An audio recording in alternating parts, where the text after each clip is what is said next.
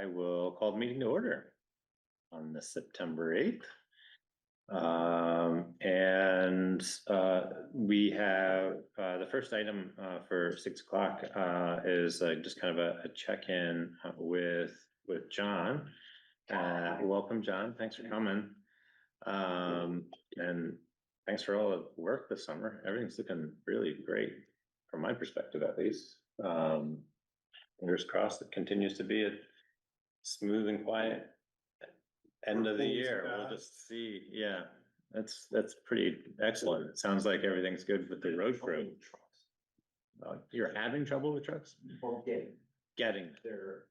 Been here for, it took a year to get it. It's been sitting up there for a year and it might be another year. Before they get a bed on it. That's really insane to me. We're not the only ones. There's like 60 trucks out there that have been delivered to Charlie boys. They can't get them. They don't Shit. bodies or flowers. Yeah. Aside from that, we're going to be dipping into the highway budget stuff too, right after this. So maybe we'll just kind of run through a general update and how things are going in the summer, or any issues you may be having that we just keep on our radar. But we just got our stocked our sand up. Yeah. And the boss cut me off when let me buy any more. And but last year we used 5,600 yards per truck. Great. Went out and we got into the bones area of the sand pile. Yeah. We could find somebody in there or something and it's tree roots. And we just replaced it with 5,000. Okay. It depended. Last year was a rough winter because we were out almost every night or every morning. Yeah. Because there was a lot of sand. The sand we bought this year is the gravel sand.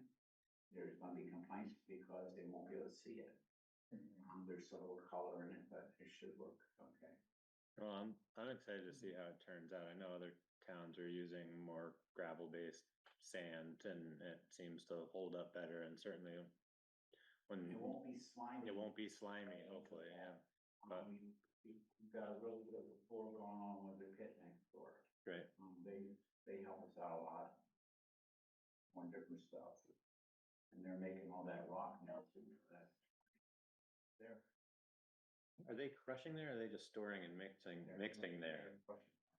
Okay. They crush 3/4 plant mix for us.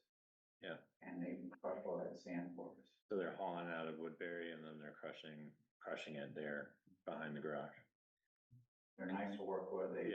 They come through our shop, but they're I guess some of the land that we use is actually still theirs. They have a big pump down there. Yeah. Other than that, we were at a truck show in May and we ordered tire chains. We had trouble with the ones that we got last year. They used to be, we would rebuild chains over and over again. And now the sides are breaking. It's not worth rebuilding the side chains for us. So we ordered a different kind. And it's from Reed Supply. And he told us he was going to give us the pre-tariff price because we ordered them in May. But we were out of money already. So he's going to bill us after July. We still haven't got them. And he just talked to me Thursday, came to the shop and said they're on a boat in Finland and they're going to get the tariffs. Okay. Trying to think here, and culverts. We've been using a lot of culverts. Yeah. We've been finding a lot of culverts that actually were still left over from the storms. Yeah. That were never, and a lot of our ditching that we're doing now, there's ditches we're getting right now that are from the storm. And we're having a chance, we're getting to some of the class 4s a little bit now. And like there's hidden roads like Quarry Road down Adamant, we're back on that again. And we're getting around.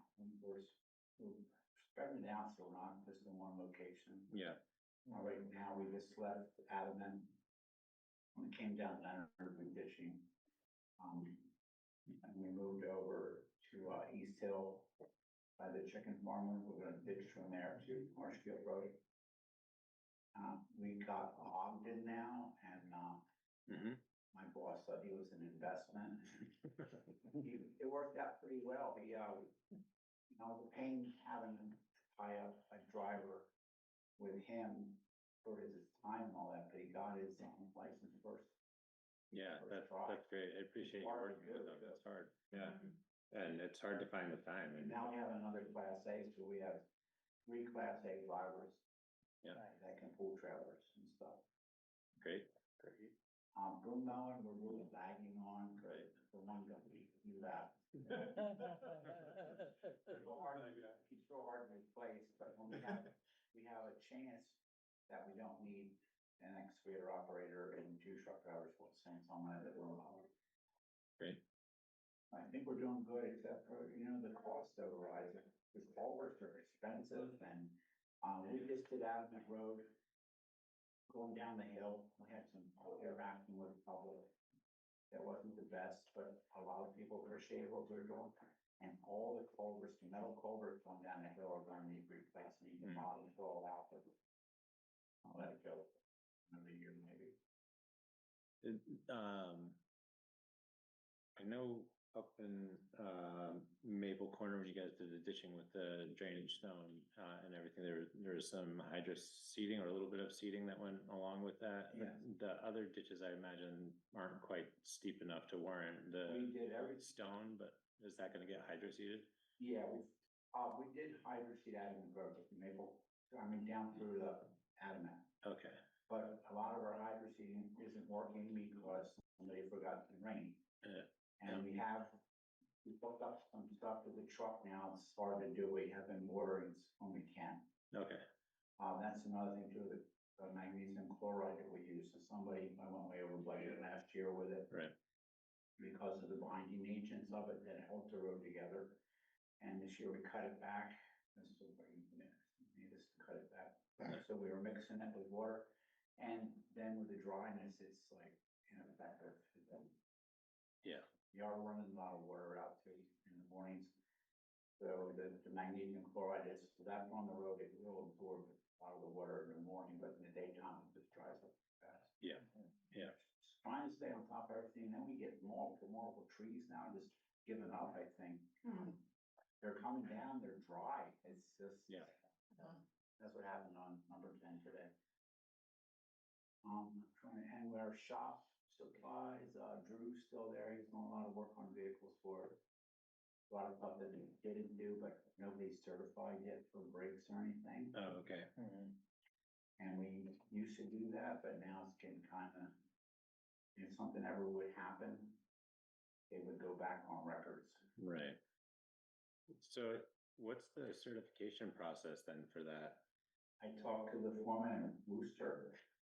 He said those 2 guys in Worcester went through, it was an auto parts store. Oh, okay, Had the guy teach, it was an ex-state trooper guy, and he said he was real hard, but but they learned a lot, and they got 2 certified guys there. yeah, all right, that's interesting. I think that came up briefly, we had a meeting, Kari and I, had a meeting not too long ago, just, a chat with members of the, Worcester Selectboard and, town clerk, and we're just kind of brainstorming ways that we might be able to try to share resources or align ourselves around certain needs, and the topic of certainly of road departments came up, and the needs of the road departments. And I think, two major ways that comes into right off the bat are the, like cooperative purchasing, That's something that they discussed last, it's actually, Guthrie Perry from Montpelier mentioned it. At one of the local road program, and apparently the state had talked about giving a place, so and the one example was get a tractor trailer of fiber seed bales, the mulch. And then that tractor trailer be divided between the towns, it's gonna be a lot cheaper than what we pay for it Right. now. And your grass seed, stuff like that, even, I'm probably not called this because where everybody's using different sizes, but there's a lot of things that we're talking about. yeah, We even like the standard 18 inchers, like those are gonna be your kind of run of the mill. Everything from, I think East Montpelier is recommending 18 if you can get away with it just for driveways and curb cuts and stuff All our like that. driveways are 15 Yeah. right now, and then if we had 18s that were bad, we upgraded them to 24. Yeah, Anything like that that was bad, we upgraded it, just. Yeah. And we do have a good rapport with the other towns. Yeah. With Mike and, Plainfield and Guthrie and Sid. Good. And the guys in, Worcester, they said, about that municipal agreement thing, they said, well, we don't need that, just call. yeah. I mean, I think that's generally the feeling, and we kicked it around quite a bit, and I'm glad you brought it up, but I think, is really just kind of a formality for, I think, how we are fortunately already kind of in conversation with the neighbors and, both Worcester and Woodbury to a certain extent, and East And Montpelier and Marshfield. But, I think when or if, we find ourselves in pretty acute need, it's just gonna create a formal mechanism for us to say, okay, well, here's the rate and here's the reimbursement that we're gonna need. Should we not be able to get anything from FEMA for reimbursement on equipment usage and that sort of thing. So I don't think anybody really knows how it plays out, other than it formalizes the handshake agreements that we've already kind of been operating around. Would it be okay if we gave up Random Road to Worcester?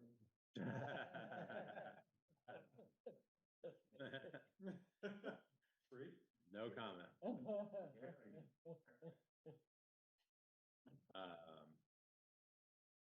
Well, that's great. I appreciate that, and really do want to thank you for working with Ogden to get his license. Yeah. He said he's not working through the winter, but we drug him out a couple of times last year. Are you feeling good about the crew and everybody's training levels going into winter time? Not yet. John's interested in bringing on another, like a temporary, somebody you might know, local guy who is interested in getting a CDL, interested in being on the crew, but we don't have hours for them. So I think the first thing is for me to have a conversation with him and kind of feel that out. Then I'll bring it to you. I think John, Kari had mentioned it to me briefly, and I think, with added, I think it could balance out nicely if you have kind of a seasonal worker like Ed, who has so much experience running grader and that, but doesn't necessarily want to be running through the winter time. But we might need, he will if we push him. But those days are going to be numbered at some point, and it'd be nice to maybe start lining somebody up, even if it's just temporarily. When he gets bored, he'll call the shop saying, Yeah. There you go. call me in. Then it's snowing. That's it for you. Yeah. But I'll get breezed right through all that computer work. That's great. CDL test, and he can be the person we probably have training. We got a nice diversity of ages now on the crew. Yeah. That's good. Yeah. Who's doing the TikTok page? Not enough cell phone reception for that. So I did want to say, John mentioned this, but I think this is like and I'm sure you're aware of this, but there are reactions to the new ditching. Yeah. I mean, Maple Corners is a good I've example. heard about it. Adamant Road, I've heard from a couple people that, had strong feelings. Jack Hill, it's something that's coming up. And a lot of times I talk through it with people, I think it comes down to aesthetics in a lot of cases, but it is something that, is on people's minds. And like John said, other people are happy with it, they're like, oh, this is good. I recognize this is gonna protect the road in the long run, but it is a tension point in town. The local roads taught us about that they're trying to, the ditches are a little deeper, but they look deeper than they are. But that's to try to give the base of the road a chance to drain out to avoid the mud season. And that's from Todd Eaton. I don't know if you know. So the other thing is the municipal roads permit has that standard. So whenever we're doing a section of a road that's connected to water, we have to meet that standard because that's the state regulation. Yeah. And so the state standard oversteps what we have in the road and bridge standards at this point. So depending on where they are, and what road they're ditching, that determines sometimes what they're doing Yeah. specifically. Maple Corners, where we stopped our ditch, we were kind of planning on taking diagonally across the road and putting another culvert in. Right before the driveway culvert there and replace his driveway culvert, so it just run down. But then we found out how they put the existing culvert in. The catch basin and everything. Although we couldn't figure out why it was a 12-inch pipe or 12-inch culvert, but then down by the store, Ed was there. They drilled and put dynamite sticks in the ground, and they put the loader bucket over top and they blew it up because of the ledge, so that's why we stopped there till later. We're not sure what's gonna be across that street, I don't know if we can get. Well, and that always gets like every year, the kind of clay boily behavior right off of the edge of the pavement there. I think it'll be interesting to see what kind of performance we get out of the French mattress area and whether or not, A lot of that Maple Corners that something has to do with it is, I think the salt travels.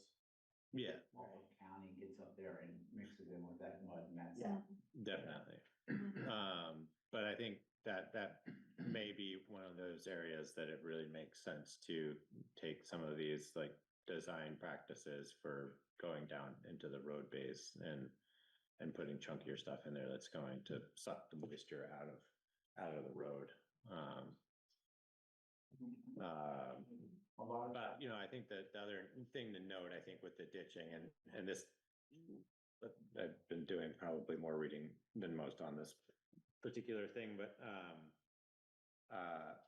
there are other states that are very similar in their principle and their geometry who spec all of these things. It's not rocket science, but there are a few other different approaches relative to conditions on the side. And one of the big thing that they reiterate on some of the stuff I've been reading are the efforts afterwards, after the ditching, to make sure that sediment's not going into the ditches that are freshly ditched. Because if you're putting drainage stone in there and then you've got sediment that's going to wash down on top of it or collapse down into it, then now you've got a double the cleanup issue because you can't filter it out of that. So Well, the purpose of the ditch stone is to keep the hydraulic right. pressure of the slope from eroding the bottom of the ditch. Right. It's not about sediment in the stone. In fact, I when we understand do the ditches after they filled up, we dig the stone out, put new stone back in. Right. So it's really about stabilizing the ditch itself so that sediment doesn't run out of the ditch. That's what the erosion stone is meant to do. So even if there's sediment that gets in on top of it, that's just normal. That's what you would expect in that design.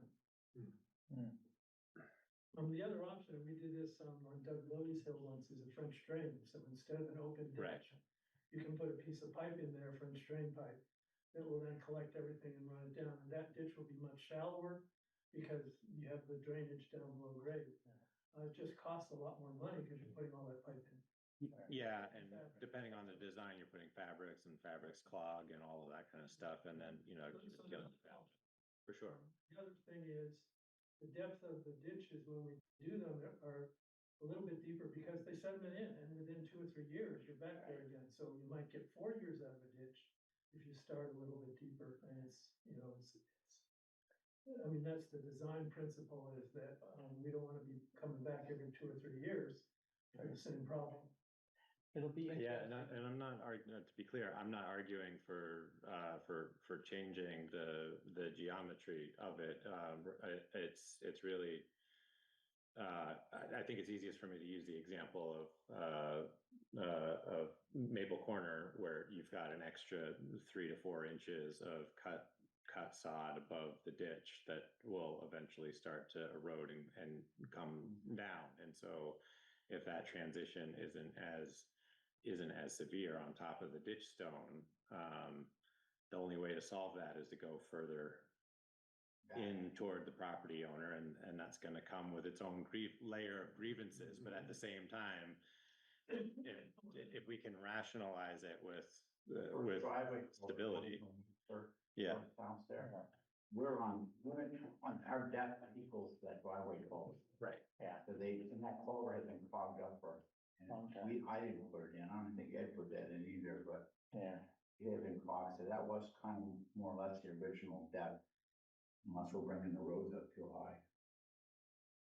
We hear that too. That we Yeah. the roads up too high. It'll be interesting to see how it all looks and shakes out in the winter with plowing too. That's the biggest concern I hear is depending on how the road's plowed, will the ditch become more or less invisible, Yeah.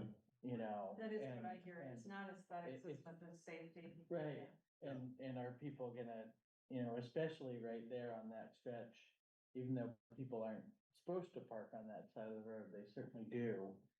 Are we gonna have people sort of thinking they're going 6 inches out into the snow to get off the road and actually getting down into an invisible ditch? There are some ditches that are grown over with weeds and stuff, and people think it's a hard surface, and it's actually Right. 2 feet deep. Yeah, So that visual issue is already there, for so sure, people need to stay in the travel lane. yeah. That's true on, I mean, the cemetery, Robinson Cemetery Road, in front of the cemetery. Hmm. That was done quite some, I don't know, how many years ago it was done, but it's been quite a while, and it's Yeah. definitely grown in. Yeah, there's a ditch on Worcester Road up near halfway up the hill, and it looks like it's grass right off the edge of the road, and it's 2 feet deep. Right, So, so that issue is constant year round. Mhm. We need to- Beware, I mean, maybe we should put in a line item for towing. For towing or telling? Towing, Can we, Yeah, can we talk I- about County Road repaving? while Yeah, yeah, yeah. John's here. Please. So I met with Norm from Pike this morning and we drove on County Road. They wanna do the repaving job on Thursday and Friday of this week. Whoa. And yeah, so we had discussed doing the southern half of County Road, because that's the oldest. That I think was done in 2012 or something like that. And then Marshfield and then northern half. But Norm's recommendation, and after driving and looking at it with him, his recommendation is to do the northern half. Mhm. And then there are a couple stretches we all know and love them, but a couple stretches on the southern half on the east side of the road that really need to be addressed. Yep. And what we discussed is him not doing quite half, but saving enough to resurface those rough patches on the southern half. Like they did on 14, little pieces here and there, What's that? like what the state did on Route 14. Oh, Pieces here. yeah, so the surface over where it's Yeah. particularly bad. on They the didn't use southern their half. paper 14. They didn't? No. They dump truckloads down in front of, a loader, It's bumpy. and they had a box and they pushed it along. That's a much busier road. Yeah. Will it be there this winter? Who knows? Yeah. Well, So anyway, that's the proposal, is to change of plan and do the other half. so I guess I've got two questions, I guess, for the southern half of the sections that they're gonna be redoing. Like we have a proposal to do a Shimco one way or the other on whatever section they're gonna be doing. So if it's gonna be a Shimco for, an entire stretch of road, that transition's easier to manage than if they're trying to just kind of top dress something that's kind of spotty and gross and not well supported underneath it. So I'm not questioning necessarily whether or not we should take the opportunity. I think while they're mobilized, we should definitely try to figure out how to fix those problematic stretches, but are they gonna remove any material at all? So he did say that, when you're just doing patches like that, the plows will catch them and it'll chip it away. It's not ideal, but the concern is, especially if we're gonna wait 2 years and do Marshfield next year, that parts of that road just won't hold up. And that was really the concern with the northern half is, especially when you crest the hill before you come down into Maple Corners. It's the edge of the road is so far degraded. Right. You said it's gonna migrate into the center of the road pretty quickly. And there just won't be anything there. The whole east In a side's couple gone, years. up against those trees there. So. I guess I'm curious how much it would, like, how much it would add and whether or not they'd be willing to consider, since we're talking about like maybe a 100 feet section in one area, like right after the town line, or Yeah, it sort comes of at down the to the bottom curb. there. Like, if we're talking about that 100 feet, we're like taking up a lane worth of asphalt and putting down a new layer, as opposed to just trying to top dress the right-hand side of the right lane of the northbound lane, which is gonna have a pretty high likelihood of just getting peeled out. We call Norm and get specifics about what the patching Would, technique is, so that we know what you're getting. yeah, 'Cause I wasn't there this morning, so I would have asked that question, but I don't know what their process is. I guess I'm lobbying for, like, if we're gonna put the extra money into it and we're gonna wait another 2 years to touch the county road, is it worth putting in an extra like 25% for that patchwork to get something that's gonna be more stable for longer, as opposed to just kind of touching it off? I thought it was the same treatment. Just putting an inch and a half on top of everything. No, so essentially if they're patching it, they'll either cut a square and put stuff in, and who knows what the base is, and they'll just level it out to the existing surface of the road. So what they're doing on the north or south end is putting a 1/2 inch shim coat to give a level surface and fill in all the voids, and then an 1.5 inches of a final coat. Yeah, That's the process. That wouldn't be what they're doing on the patching part. The patching part is either they just cover over and make it blend in, or they cut a square and then do a little more base preparation. I don't know specifically, yeah, because I wasn't there for the discussion. yeah, And we can get that information. yeah, that would be good to know. I guess I don't know how we work through And an then we can approval. estimate it per foot, and we can measure what's going and come up with a number so we know what we're talking about. And then, It's going in Thursday and Friday, we need to know this pretty soon, right? Yeah. and have a mechanism. I'm calling first thing in the morning and tell them to give us a number. How long is he expecting the work to take? 2 days. 2 days. Yeah, so we're gonna have a mechanism for approving the expenditure, the extra expense, which, I mean, at this point, the only way to do that is gonna be to Should we pull it out do of it it. up to? Instead of this discussion? And my other question is how disruptive, one lane will be open at all times. Right. Correct? Yep. Cause the Kent is open on Friday. Right. And expecting, hundreds of people. And it's unfortunate to have all the roads do it So let me see if I get. down at once. Thanks, Toby. Set them through Worcester.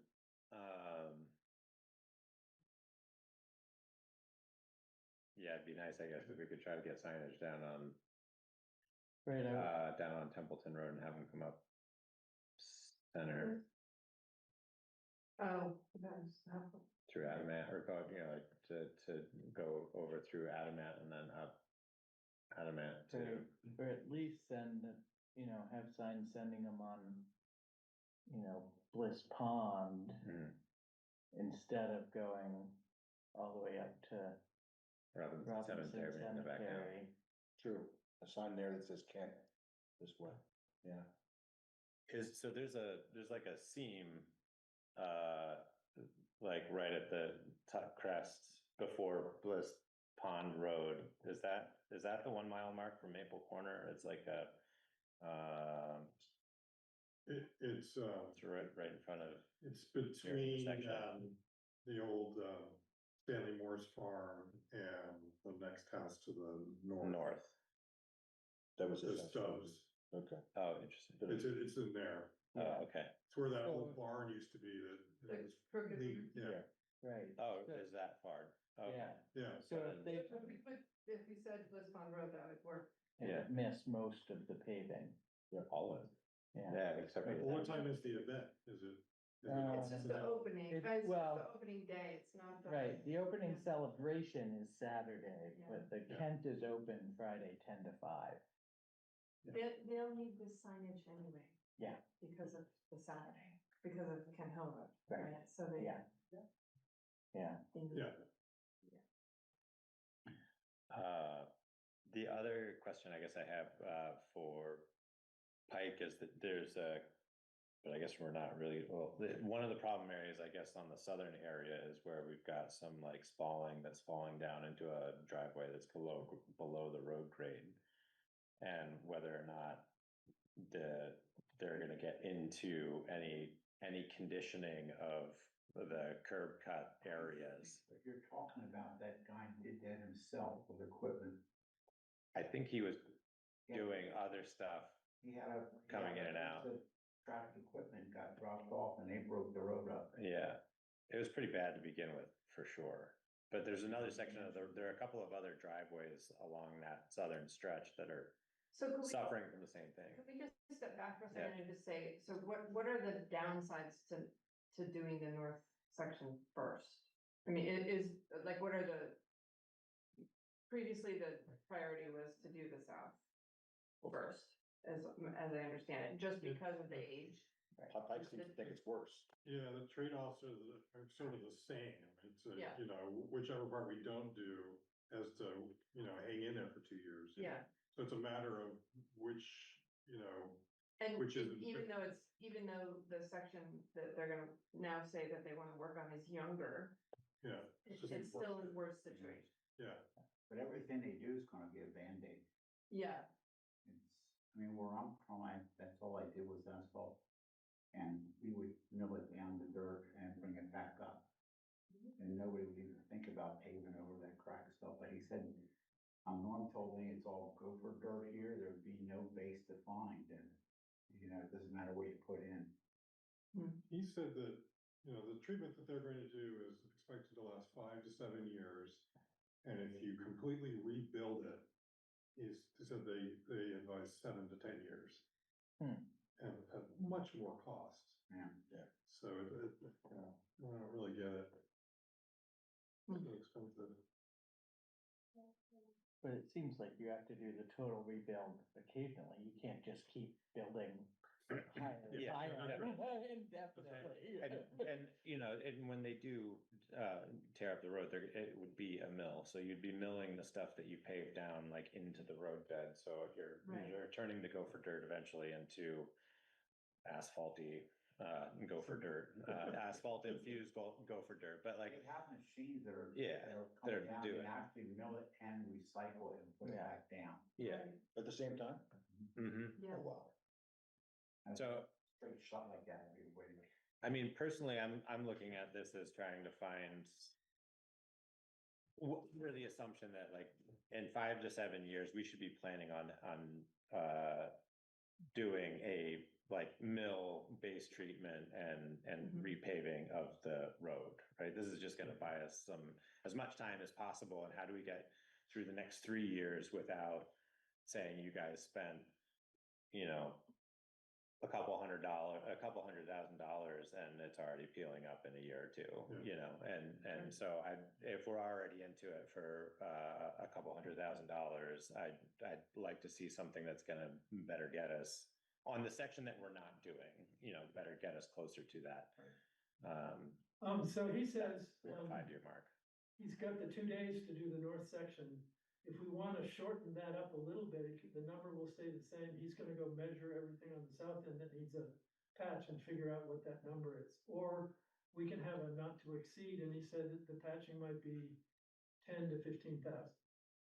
So if you wanna vote not to exceed, then we can have the full 1.5 miles on the north, plus up to 15,000 of patching on the south end that you've already approved.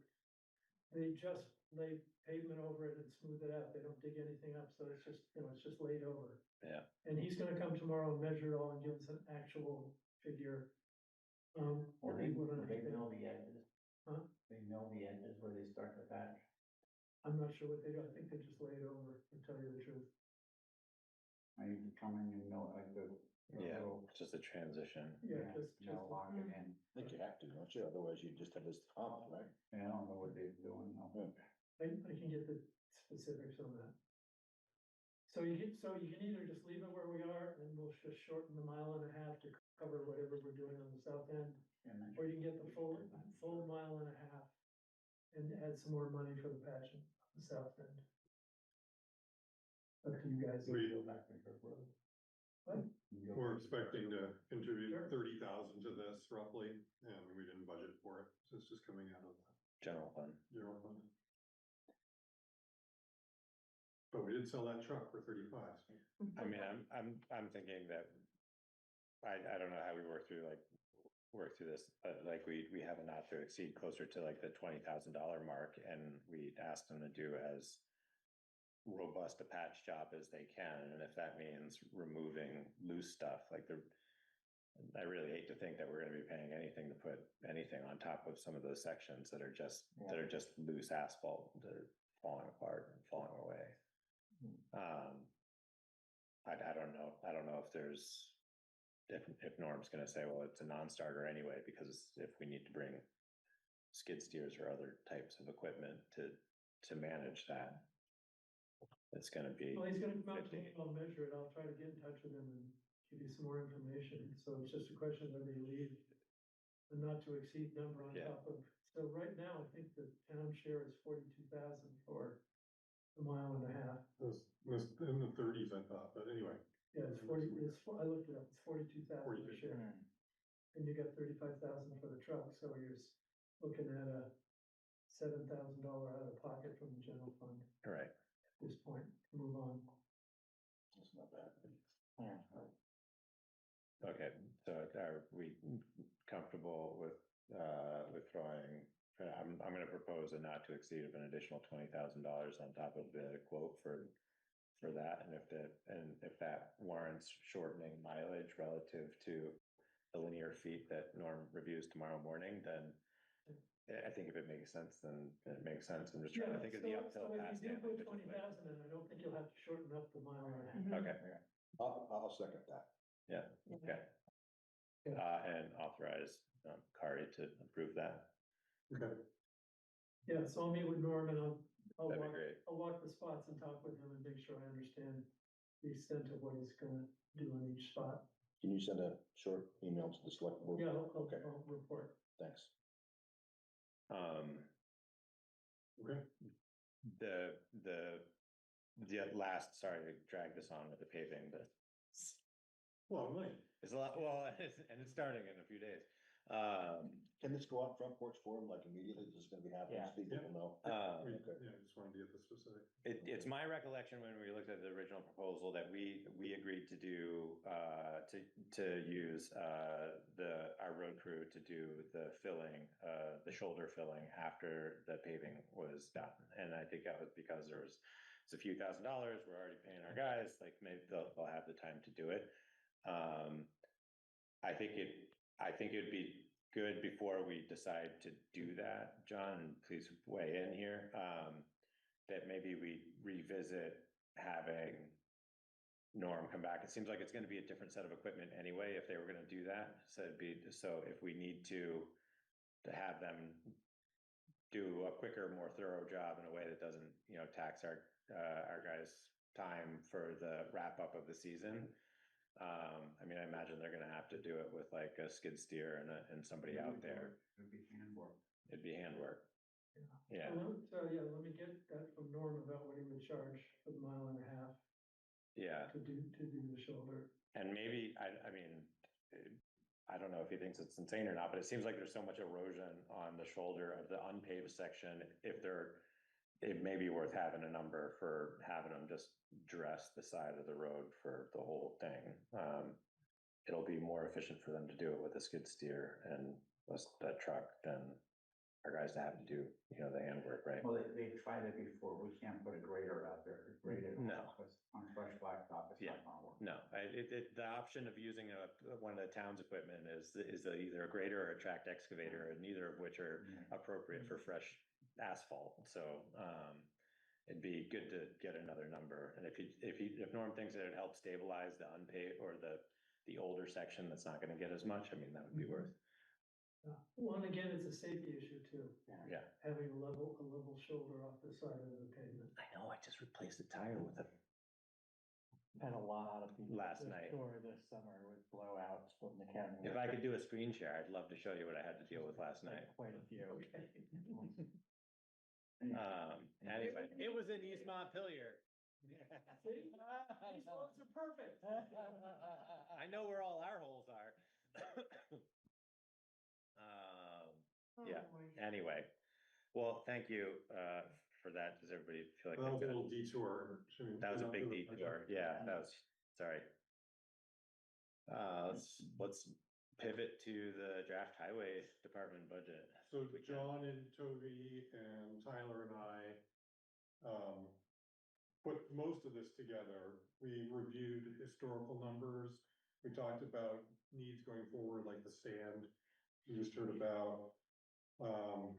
The thing that we couldn't really do together was the compensation pieces, the Mhm. wages and benefits. So I've made assumptions about that, but of course that's subject to bargaining, subject to change.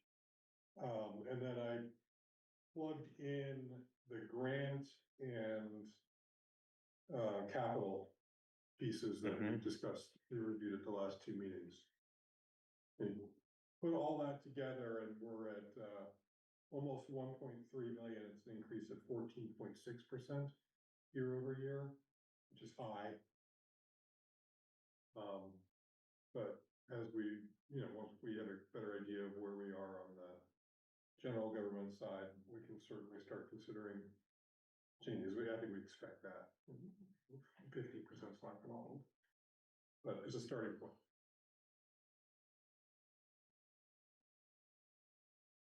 I think I said in my memo, the big drivers of this are the materials, Right.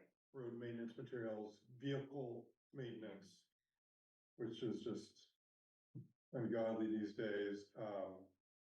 The grant specifically doing the loose road culvert is a big chunk. And then, adding another truck. Anyway, Mhm. it's not medical insurance this year for a change, which is good.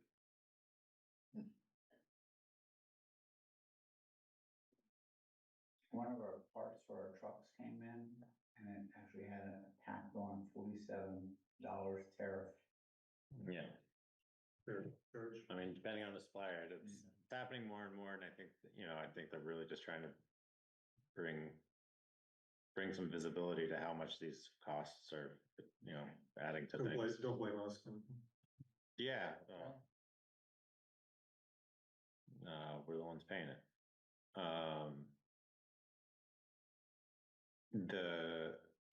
The expense of the vehicle and equipment maintenance, is that largely being driven by the parts, or is it specialized labor? Like a lot of the trucks, it's hard to find people to work on them. And if they end up going to trolley boys, it's gonna be expensive. That's the warranty people and then yours. Something's under warranty, they get it and they usually get their money back if they do the warranty work and they find something else. Some of the people in Barry are cheaper, but everything now is, nobody has money out. Well, that brings me back to whether or not we should push a little further to see if there's an opportunity to use certified help that's closer to our neck of the woods for any of it. I don't know how realistic that is, or how comfortable you would be with that, but. The one place in Barry we go to is Bootsy's. He's really good, but he's that good that usually there's 6-7 town trucks in there. Right. Where were you thinking of training our own or certifying our own? Or working with Worcester or Woodbury to self-perform as much as we can. I think it's a little unique that we've got newer trucks that likely have, some of these issues are gonna be warranty related issues, and that's, part of the strategy of having the newer trucks. But if it puts us down, or also then comes with added cost for them to do non-warranty work while it's in there, it obviously makes a lot of sense to do it, but at the same time, we're getting whacked for it. Yeah, so with truck purchasing, we buy an extended 7-year warranty for every truck, and we try to get rid of them before the 7 years are up. So that we, any major failures, and the coverage is pretty extensive, but oil changes, brake jobs, those kind of stuff, those are not big warranty issues. It's motor, turbos, transmissions, rear ends, that kind of stuff, which is very expensive if that happens. I think the upfront cost per truck is $4,000 to $5,000 for the extended warranty. So if you have a big failure, you saved a lot of money and total expenditure of the truck.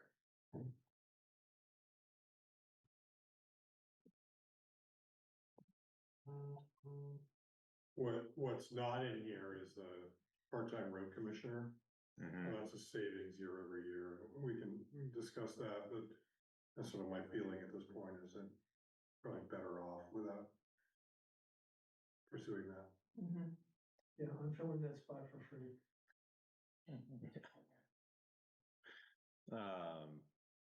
I mean, for a first pass, I don't have a ton of feedback. I mean,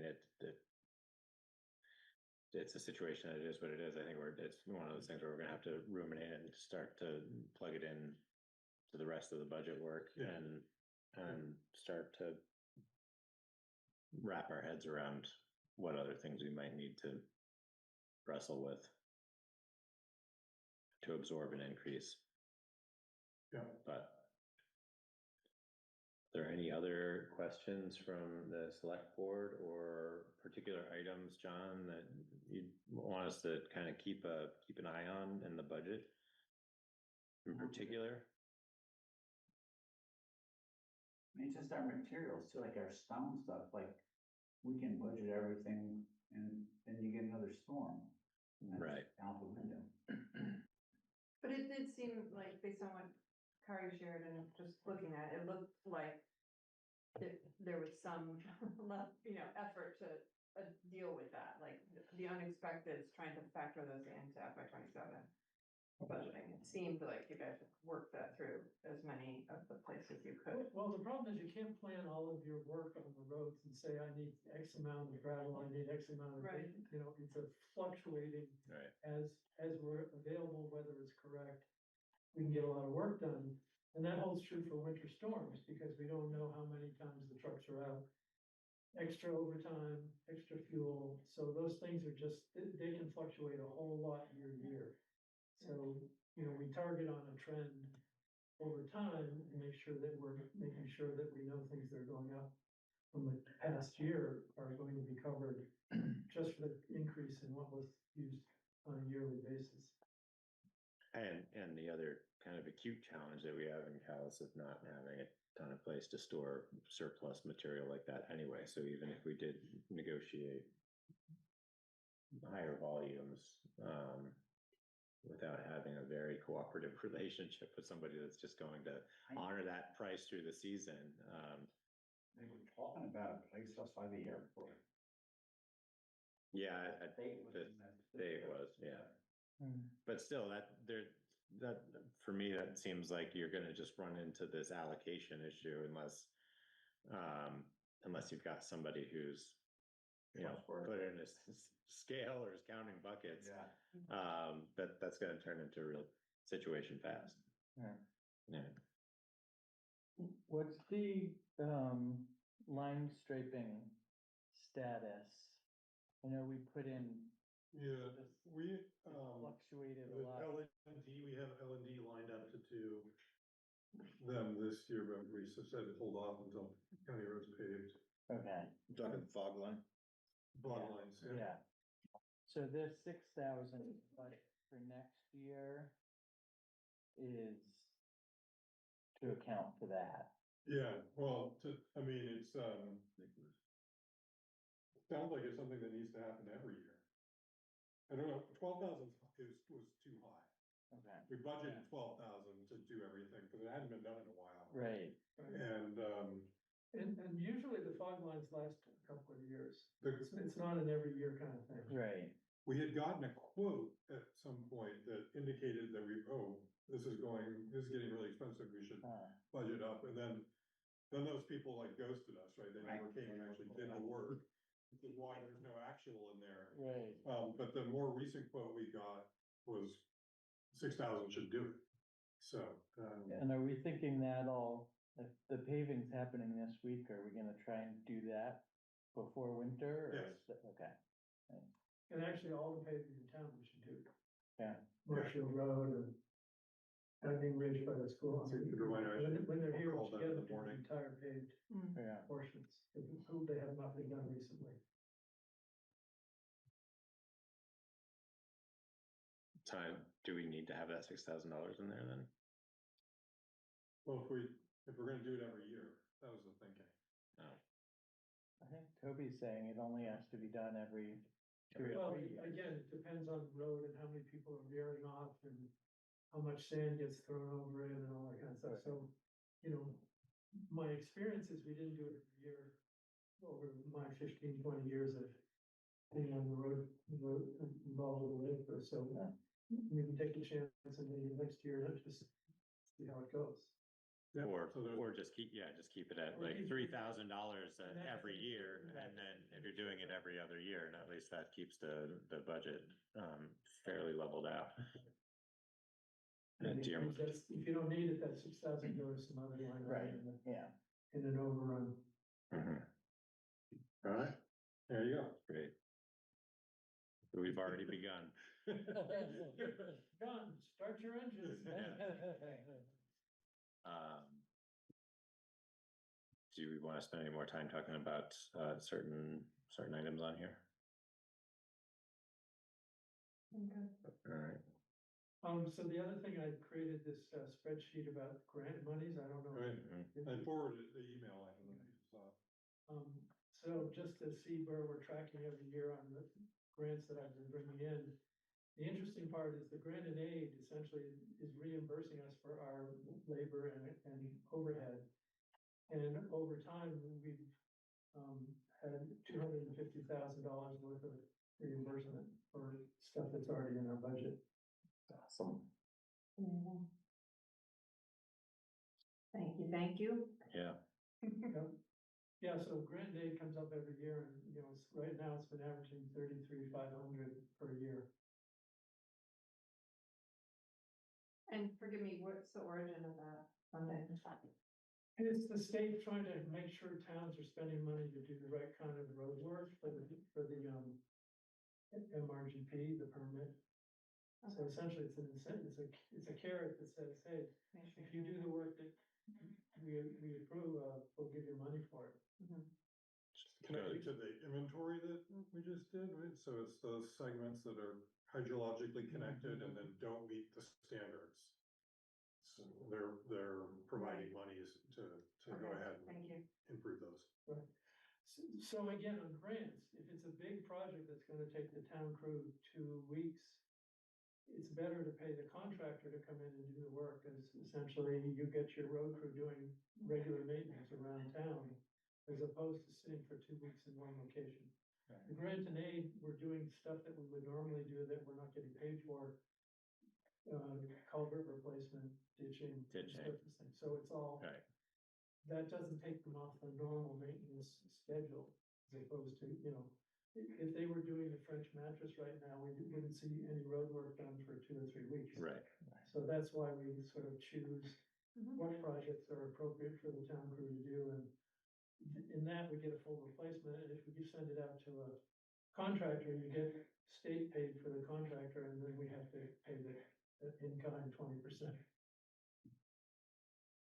Yeah, I appreciate putting this together, and then the work that Kari's been working on it, with both of you as well, is kind of like rolling in some of these other bigger projects into kind of a capital planning, because that's, for me at least, that helps a lot in helping to set those priorities on an annual basis when we. Well, and the other thing for the capital planning, if you can look far enough out, you can say, so over 5 years, I'm gonna need 300,000, and you can just put a certain amount.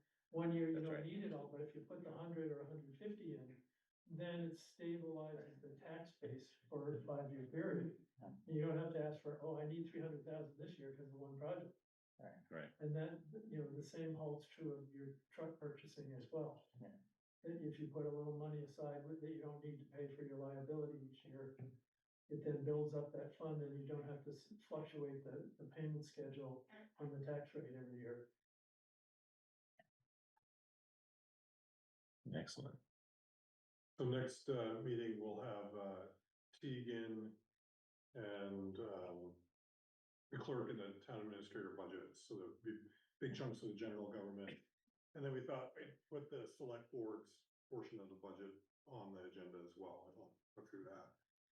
So, and then after that, we'll start hearing from officials and boards and committees. Those folks. John, if I can plant a seed and make a non-urgent request, another item for me, I guess, is in this long-term planning and thinking about, how can we be smarter in leveraging these dollars longer is for longer periods of time. So it's starting to track the expenses of managing very specific problem areas in every year, like the problem. I think many of us who are in the community kind of know where these wallows are every mud season, and to start tracking how much material is going into them and how much time for man hours are going into those particular areas, and do we shift our strategy on any of those particular areas to put them on that capital plan for 5 years out. We go to. Exactly.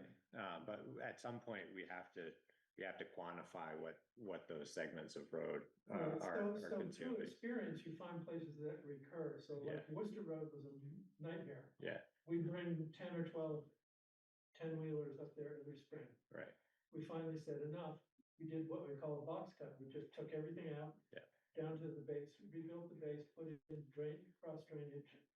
And we haven't been up there in mud season in 10 years. Right. So essentially it's identifying problem. The problem is, boink, it pops up over here, we fixed this, but oh my God, boink, came up over here. Yeah. So the problem is you have to, you have to sort of do historically, where did it shoot up? And how severe is it in this area? So, Kent Hill Road, there's clay boils on Kent Hill Road. We've done Kent Hill Road clay boils 6 or 7 times, and Yeah. they still come up. Yeah. So, I mean, we would literally have to dig up the entire road in order to not have that happen. So, every mud season, you gotta get the grade stakes out, and when you know you have a section, put the grade stakes in, and then do the plan for the next grant cycle to say, what do we have to do? I can get money for class 2 repairs. That was what Mossback Woods was. Yeah. But for the most part, the other segments like that would have to be better roads or grant and aid to do that kind of work. Because structures doesn't cover that. Mhm. So there's better roads, there's grant and aid, and then class 2, any of the class 2 roads would qualify for grants. And sometimes we just have to do it without getting a grant. Yeah, I mean, I think that's the point is that like at some point And so again, so your target area is gonna happen every year. Yeah. So essentially, maybe at the end of every month season, you say, here are the list, which ones do you guys wanna prioritize? And we'll tackle them and keep going. Yeah. But don't forget that one's still there, because next year it's gonna come up again.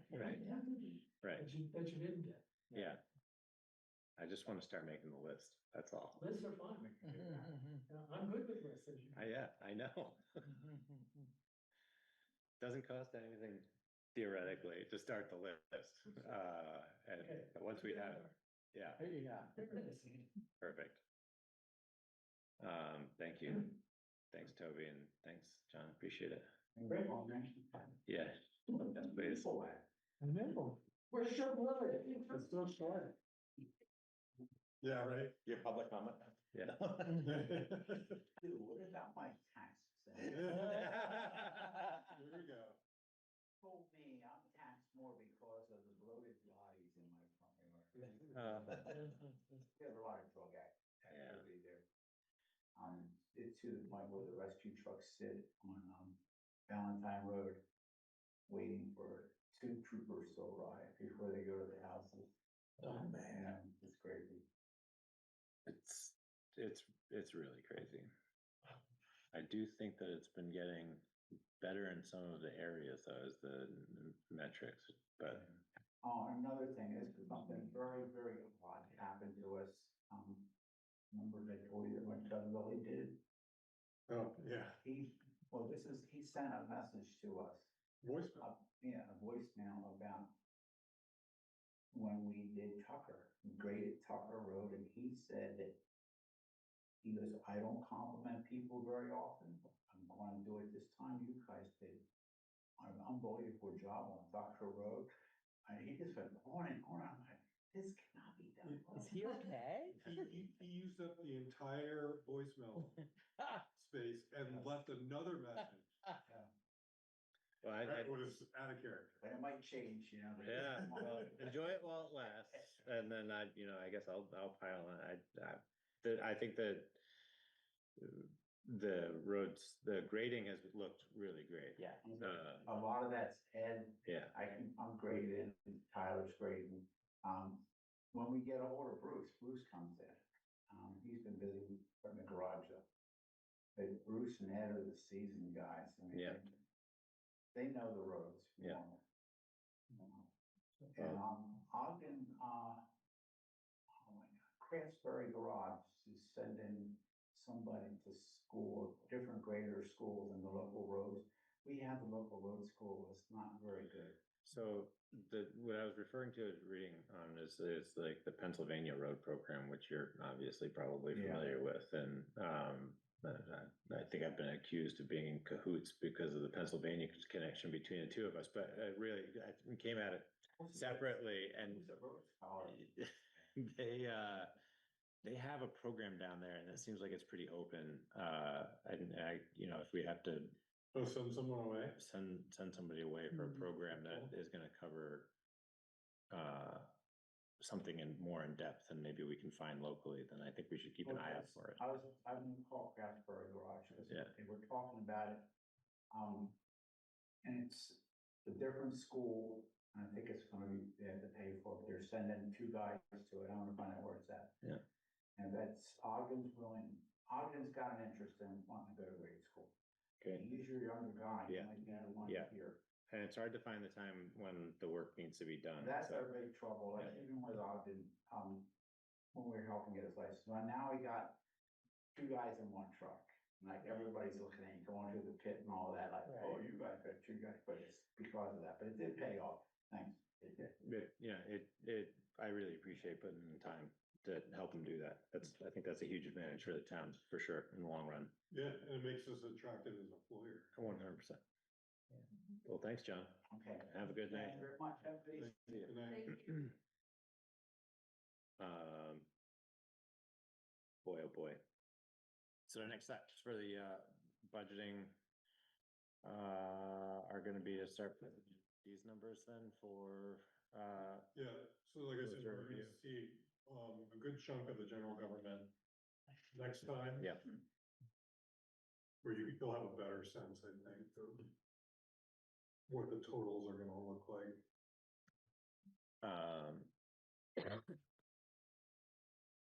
Christie, did you have anything that, sorry, Shoot. for, somebody's I'm- gonna have to flag me if there are any, if you're flailing your arms with burning questions for It's all of these. good. I'm listening carefully. I have nothing I need to say, so thank you. Okay, fair enough.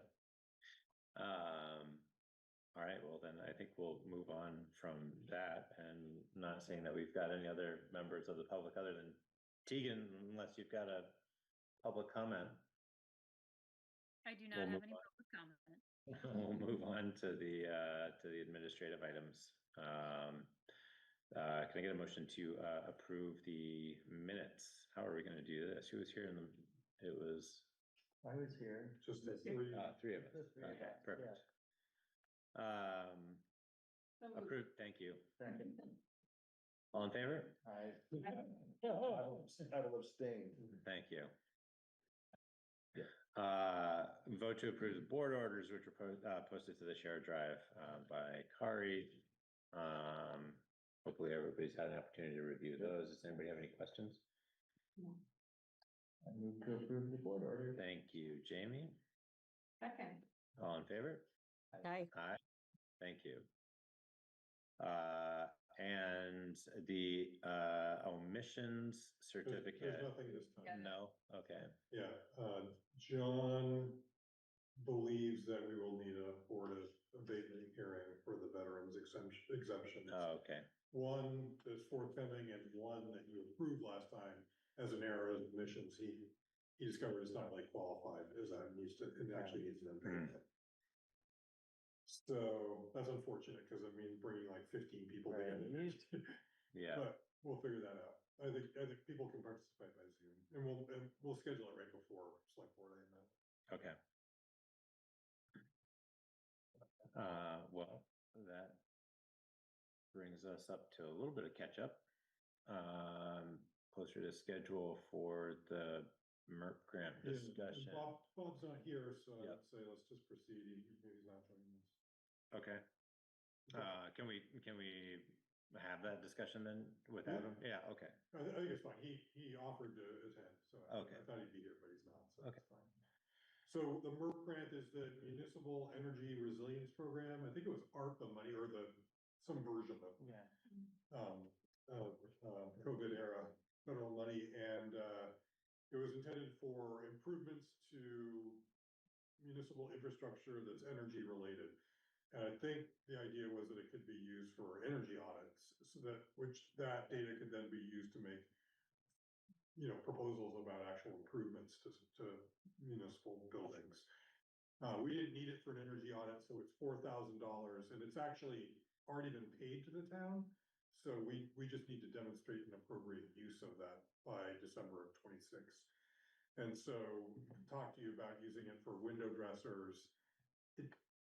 So Bob and Bill Powell and I have had a couple discussions about this, and they actually don't need any additional funds this year for scholarships or subsidizing income eligible folks.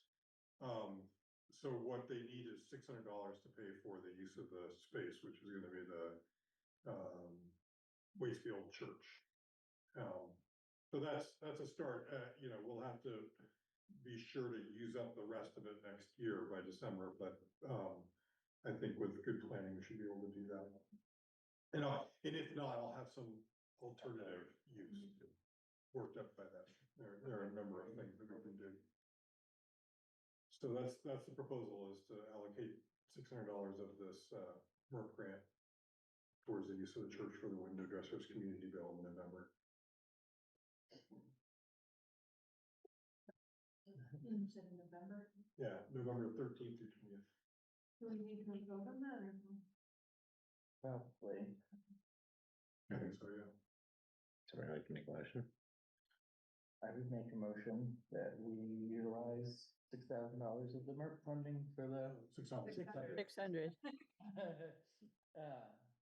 for the window dressers program. Second. All in favor? Aye. Very good. Thank you very much, everyone. We've got reports. Tegan, you want to go first? Sure.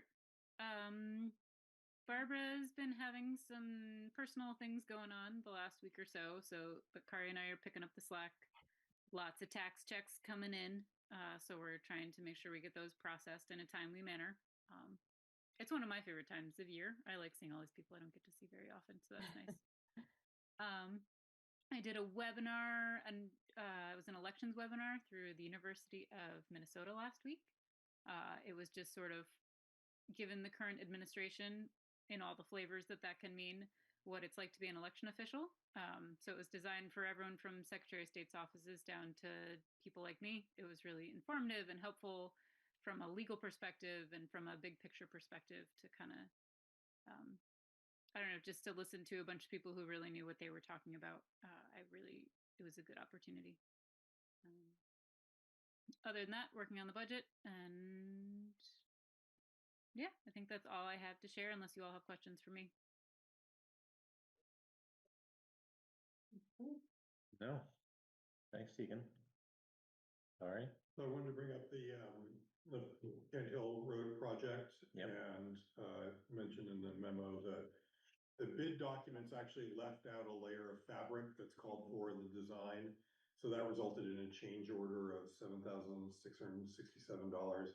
I went ahead and approved that just to keep this process moving. And that will put us over budget, our contribution by $1,719. So hope that's okay. And then we found out last week, I found out Friday, that the foreman at least doesn't intend to be done by the end of this week. And I had gotten assurances that they would be done by the end of this week. So the foreman's boss said, we'll do everything we can. I'm not holding my breath. But I did inform now Emlyn, and so she's making plans to communicate that, and detours are gonna be required, but it's a bummer. Yeah. Did they promise they would have it done? Now they're not doing it? That's right. So what do we do about that? Make them feel bad? Well, I mean, So it wasn't in the contract? No, we don't really have a formal contract. We have a signed, well, essentially, In terms of the date, completion date, Yeah, yeah, okay. they're not gonna. there was no, in the contract, there was no, there's no contract. all right, okay. Yeah. All right, I have 2 emails at least saying, yeah, we'll get it done by then. okay. I guess But that's. I share, I mean, the disappointment. My struggle with this particular project is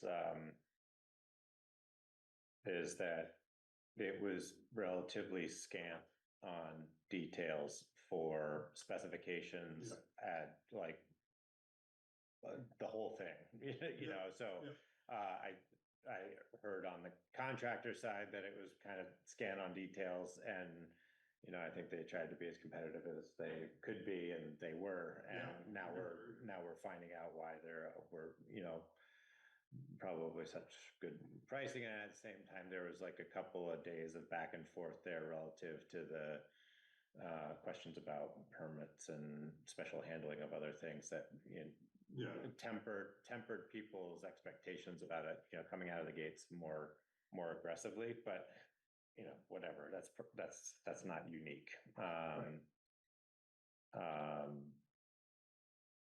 don't know what there is to do without a contract and a firm deadline of saying when we were gonna need to have something done by. You know, I think it would be great if we start as you know, as a group, we get better at understanding, you know, what kinds of things we would want to see in agreement. So even if we just have basic agreements for these types of things, we can have a little more leverage in the situation, something short of a full-on contract, but at least a memo of understanding or something like that.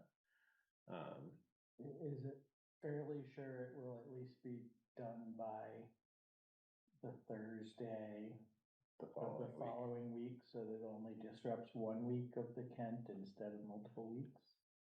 I don't even know. I don't want to say, really. It seemed to me like they had half of the road dug up on Friday. And so I can't see why it wouldn't, although Larry, the foreman, said that his main concern was if where they're sourcing the material, which is McCullough, if they would be able to keep up, you know, with providing the material. So I will speak with the supervisor on Wednesday and I'll have a better sense of that. Okay, keep cracking the whip, Kari. I did have a question, Kari, on this whole dispute about the textile between the engineer and the contractor. I mean, are you satisfied that we're doing what we need to do there? Yeah, I think it's Relevant. unfortunate. What the source of that issue was that there were 2 versions of the diagram. Toby showed them both to me. One says that layer of fabric's not needed. The other one said specify that it needs to happen. We confirmed it with the engineer that it's their recommendation. They believe it's best to have that layer of material there. The contractor didn't think it was a good idea, actually. That's what I'm talking about. We've got this disagreement between our engineer and our contractor, and we're going with the engineer, and we feel okay about that? Just check in. Yeah, it's a good question. Yeah, generally in my experience, you would go with the engineer. That's a more defensible position for the town, not being an expert myself. The fact Yeah, that it's the plows can go and a bigger stone, is that what it's there for? Yeah, and their concern is that the contractor's concern is that the fabric will clog with fines. Yeah, and then they'll have the same issue we have now. Yeah. I don't know, it'd be the same issue. The way that the French mattress is designed is you've got like the layer of fabric on the bottom, and then you've got very coarse gravel in the or drainage stone in the middle, and then the fabric on the top. And so the part that you want to keep from getting clogged is going to be that coarse layer in the middle, which is going to allow the water to migrate back and forth. So I think the risks of the fabric getting clogged, the roadbed material might start holding material, but I still don't think you would see the same heaving, because you would need the whole structure to heave. Question of, like, It's- the assumption is the water was going through, and that's not actually what it's designed to do. It's designed to have it go right. You still want it to Yeah. sheet off of the top, so even if the fabric on the top gets clogged, it's going to sheet off to the side, or just keep that top layer saturated. I think it's a greater risk of that lower layer getting permeated with fines, and then eventually starting to clog up to the point that now you still have a structure that's starting to heave and retain water. So I think it's probably worth putting down now that I've talked myself into it. But my concern with the fabric, especially with like 2 layers of fabric, is anything like that is going to have a shelf life in one of these structures. And at some point, it's going to be a maintenance problem. And having a layer of fabric that close to the top surface of the road, if we're going through with graders and that sort of thing, if there is movement, it may have a tendency to want to walk its way up in through the roadbed surface. So I think it's probably a safer bet to have it in there and give the structure the best chance of working. The only diagrams I've ever seen of it they're very explicit about wanting that sandwich created. And so I would say it's probably worth doing.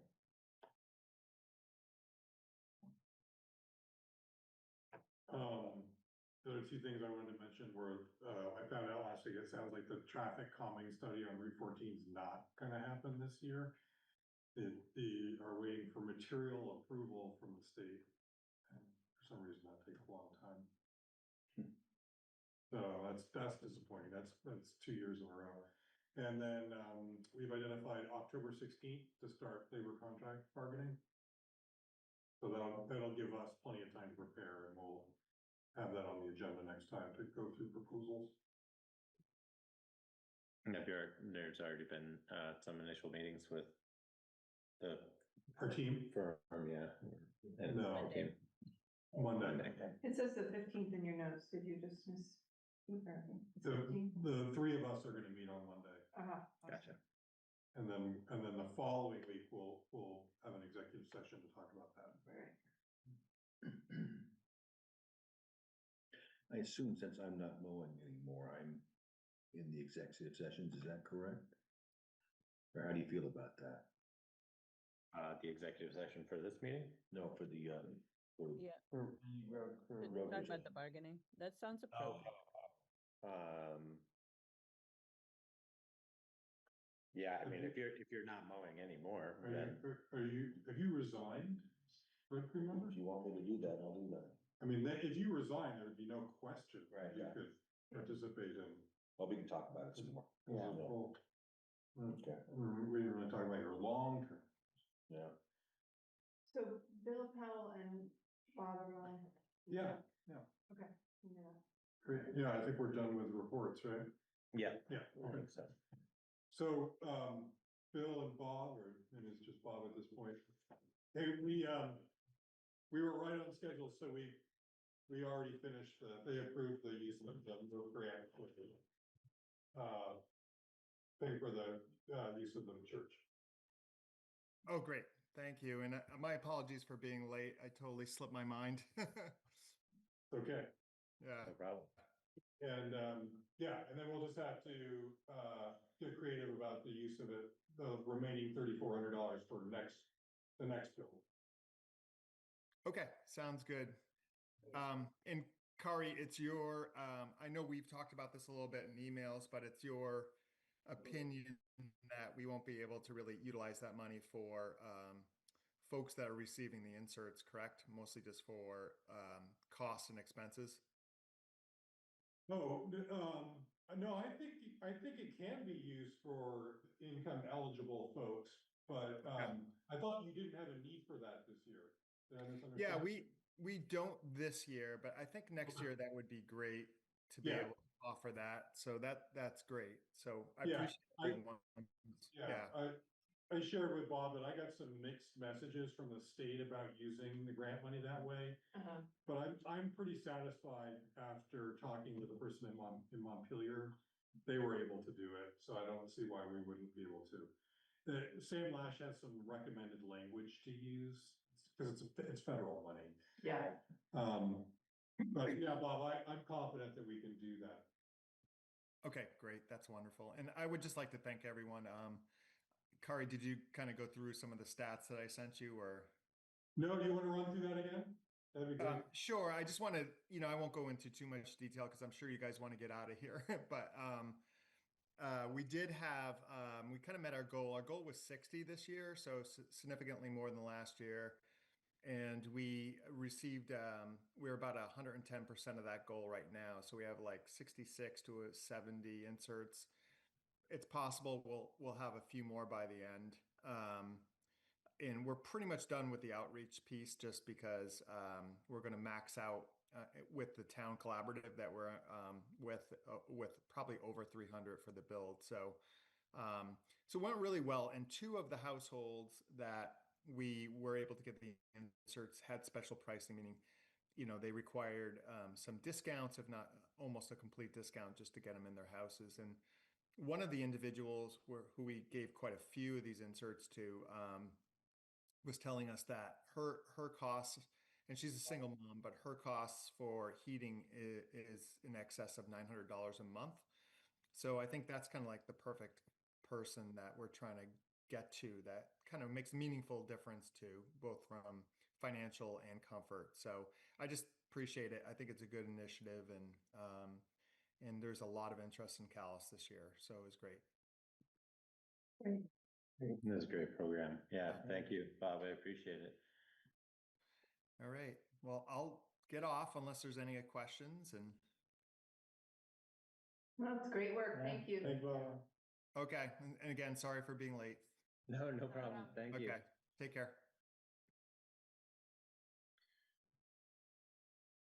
All right. Well, that brings us to our last item, which is Everybody look at the Washington County Sheriff's report? Yeah. And that was. Hey, can you guys put your video back on? Yeah. Thank Oh. you. I think we were having a little. The owl was doing something weird there. Yeah. Like stop recording or change microphones. I think it. Sorry. Okay. Yeah, someone got arrested, I guess. Well, yeah, you see some of the speeds here, and it's good to have them here because it puts people on notice. I mean, 73 and a 50 on Route 14, goodness gracious. So I'm not surprised. I'm not either, but Yeah, I get that all the time. no, we're glad we have them. Yeah, That's all I had to say. okay. Thank you, Bill. Mm. So we have the performance evaluation. I think it would be appropriate to go into executive session to go through that evaluation. So because it's our last agenda item and I expect to adjourn immediately following, we will go into executive session. And obviously invite Kari in. We'll keep Zoom on without recording so we can have Christy participate. But I think everybody else could probably be dismissed, and then we'll come out and record when we've come out and report back on anything in particular. And imagine that we're going to take any particular actions immediately following. So if that sounds like a good plan for everyone, then that's what I'd propose doing. Yeah. Sounds good. Great. So under VSA 1, section 313 A-3, I would like to entertain a motion to go into executive session for the purpose of a evaluation of a public employee. So moved. Second. All those in favor? Aye. Aye. Aye.